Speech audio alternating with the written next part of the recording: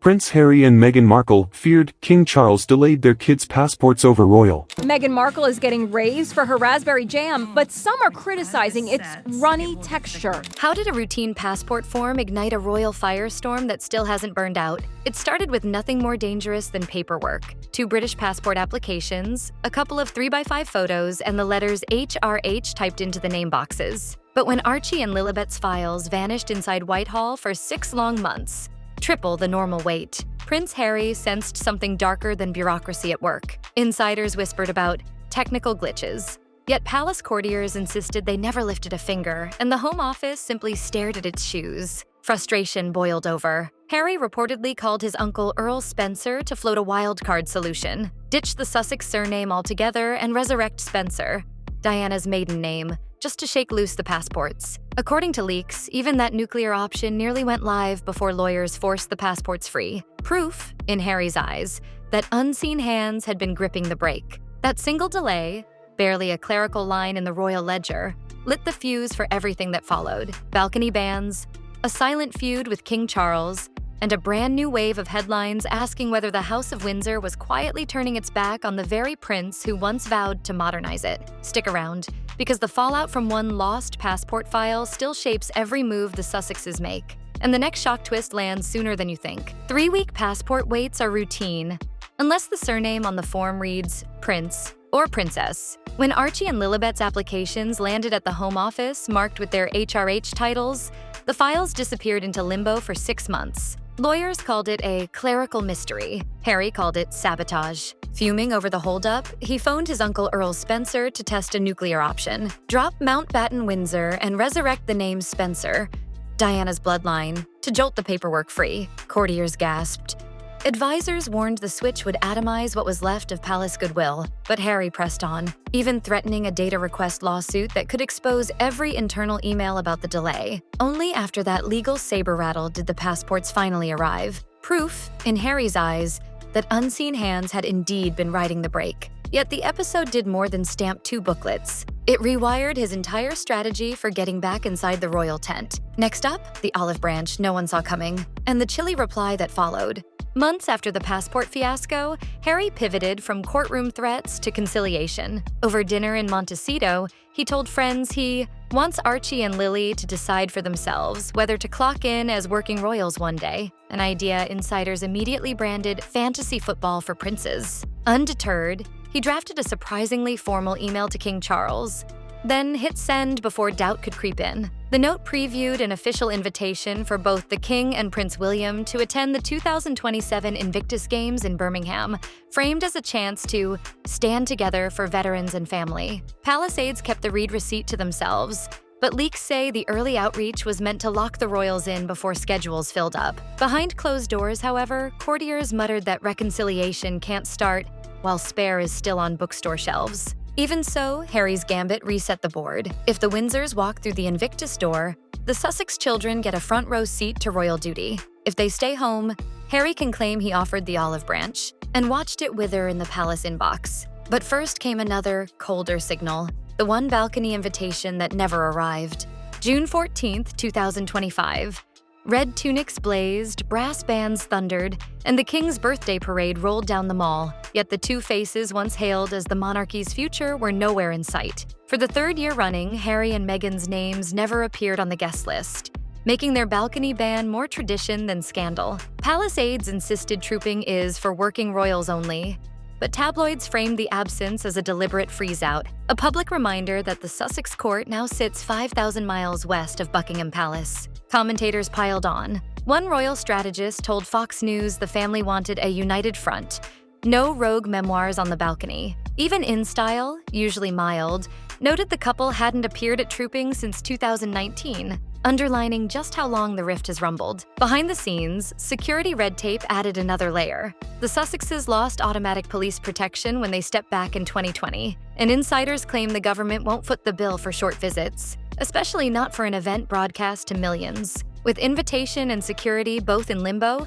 the decision was simple: stay in California and watch the cavalry ride without them. The message landed as loud as the artillery salute. Reconciliation might be discussed over email, but the palace balcony remains locked. And when the couple's closest Hollywood ally found himself drowning in a $260 million lawsuit, the royal silence turned almost deafening. Tyler Perry was once the cavalry who spirited Harry and Meghan to safety after their royal exit. He even christened their daughter Lilibet as his godchild. So when a $260 million misconduct suit hit Perry in mid-June, tabloids turned instantly toward the Sussexes for a statement that never came. The filing, brought by former Oval actor Derek Dixon, paints a years-long pattern of harassment and retaliation and demands eye-watering damages. Perry's lawyer calls the suit a shakedown, but the sheer dollar figure rocketed the story to global headlines within hours. Into that media roar, Harry and Meghan offered nothing. No tweet, no press release, no off-record whisper. Royal commentators pounced, branding the hush self-serving and a total lack of moral courage, a stinging rebuke given Harry's own mantra that silence is betrayal. Critics argue they're cornered either way: defend Perry and risk sharing the fallout if the claims stick, or stay quiet and look ungrateful to the billionaire who opened his home when Buckingham Palace wouldn't. Even legal analysts suggest their silence could be tactical. Speaking up might entangle them in discovery if the case drags on. For now, the Sussex brand walks a tightrope, balancing loyalty against reputation. Viewers are asking, will they break the silence before the next court date? Or has the friendship already slipped into the Pacific? While that storm brews, Meghan's own venture faced a very different, but equally sticky, backlash. Meghan's new lifestyle label, as ever, promised a taste of California sunshine, but the debut apricot spread dripped into scandal faster than it slid out of the jar. Within hours of launch, the $12 jar sold out, yet Britain's top preserve judge called it runny enough to fail a grade school science test. Food bloggers piled on, claiming the label was hazy about pesticide levels and fruit sourcing. The optics stung.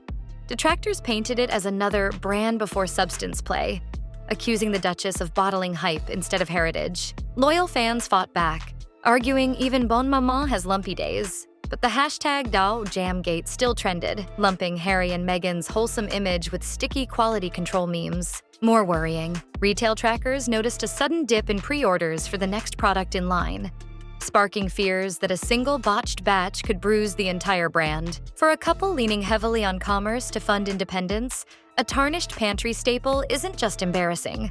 It's expensive. And while critics savored every sticky headline, the palace found its own sweet revenge. Served not on toast, but on TikTok, with a dance parody that hit harder than any jam review. Up next, the viral baby mama routine that turned the royal Instagram into a meme machine. Buckingham Palace was hosting the King's Trust Awards when reality TV couple Jamie Lang and Sophie Habu sneaked onto the grand staircase, queued up star Keisha's baby mama, and copied the goofy, labor-inducing jig Meghan once posted before Lilibet's birth. Phones lit up. By the time they finished, the clip was streaming to millions on TikTok and Instagram. Then came the shocker. The royal family's official Instagram jumped into the comments, typing, "We see you," with an eye emoji and a wink. Court watchers called it a digital side-eye, the first time the palace had publicly acknowledged a Sussex parody, let alone with playful approval. Within hours, #BabyMamaRemix eclipsed 1 million views, but the reaction wasn't all laughs. Opinion pieces accused the royals of a double standard. Meghan's original dance had been branded cringy, yet the palace was now applauding the same moves performed by a white couple. When Meghan danced, it was shameful. Jamie gets a wink, blasted one viral headline. For Harry and Meghan's supporters, the emoji felt like a royal green light to mock the Sussexes with impunity. For critics, it was proof the couple's cultural currency had sunk so low the palace could troll them without fear. Either way, the meme avalanche cemented a new reality. Even lighthearted social posts can flare into PR bonfires. And right now, the flames are licking squarely at the Sussex brand. Up next, the perception scorecard that tallies every spark, from passports to parodies, to reveal whether the public sees redemption on the horizon or reputational freefall. Public sympathy once floated the Sussexes across oceans. Now the tide is running out. The latest YouGov tracker shows only 20% of Britons feel positive toward Meghan, while 65% view her negatively, her lowest score since polling began. Harry sits at a net -36 approval, a plunge that makes even Prince Andrew look less toxic on some charts. Across the Atlantic, numbers look sunnier but still slip-sliding. A Newsweek survey finds indifference growing, with 61% of Americans saying their opinion hasn't improved since the couple's big move, and only 10% viewing them more favorably. Charity circles feel the chill too. Sentebale's outgoing board chair warned donors that the #1 risk to this organization is the toxicity of its lead patron's brand, citing a measurable drop in corporate sponsorships after Spare landed. Meanwhile, Netflix metrics cut both ways. With Love, Meghan cracked the streamer's top 10 on launch day.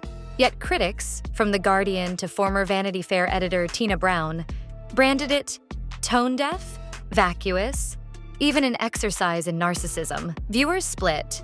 Half found cozy escapism, half clicked away before episode 2. Add the hashtag JamGate memes, Perry lawsuit silence, and balcony bans, and the Sussex image now flickers between inspirational and exhausting, sometimes in the same news cycle. PR insiders mutter that every fresh venture must now clear a controversy tax, just to break even. So, after passports lost, parades skipped, allies sued, and jam slammed, the question looms: can Harry and Meghan steer the narrative back toward redemption? Or has the public already voted with its scrolling thumb?